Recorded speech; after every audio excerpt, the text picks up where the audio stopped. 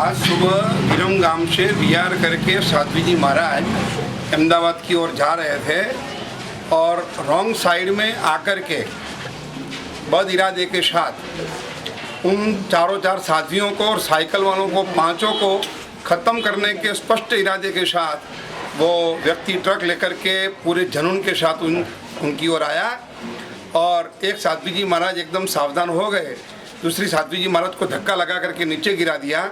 एक साध्वी जी महाराज ट्रक के गड़बड़ से आवाज़ से नीचे गिर गए और एक 12 साल जिनका दीक्षा पर्याय था, दीक्षा लिए हुए संन्यास लिए हुए था, उनके ऊपर वो ट्रक इस तरह इनके पहिए घूम गए कि पूरी बॉडी को कुचल डाला, ख़त्म कर डाला जुनून के साथ। ये बड़े दुख के साथ कहना पड़ रहा है कि लास्ट लगभग 50-100 साल के अंदर जितना अकस्मात नहीं हुआ, ये अकस्मात साधु साध्वियों का लास्ट 10 साल के अंदर हो रहा है और साल में 50-100 साधु साध्वियों का एक्सीडेंट हो रहा है।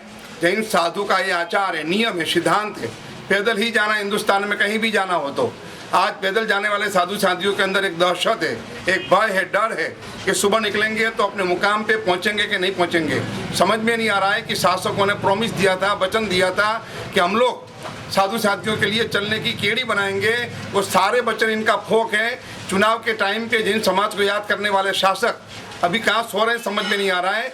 ये मोदी सरकार हो या कांग्रेस की सरकार हो, कोई भी सरकार हो, उनको साधु संतों का रक्षण करने का बंधारणीय अधिकार है और इनको ये व्यवस्थाएं रखनी चाहिए और पूरी साधु साथियों की सुरक्षा रखनी चाहिए। बाकायदा समझ में नहीं आता है कि एक ग्रुप सुनियोजित ढंग से षड्यंत्र के अंतर्गत ये हत्याओं की ओर, एक्सीडेंट नहीं है, ये अकस्मात नहीं है, ये हत्या है, स्पष्ट रूप से हत्या है कि सामने से ट्रक आकर के कुचल डाले जुनून के साथ और फिर निकल जाए और साधु साध्वी रोड पे विलखते रहे। आज भी एक साध्वी जी महाराज का जो एक्सीडेंट हुआ, जो हत्या हुई, जो इनकी मौत हुई, इनका मरण हुआ, ये पूरा जैन समाज स्तब्ध है। दुख इनके लिए इतनी बड़ी दुखद घटना है।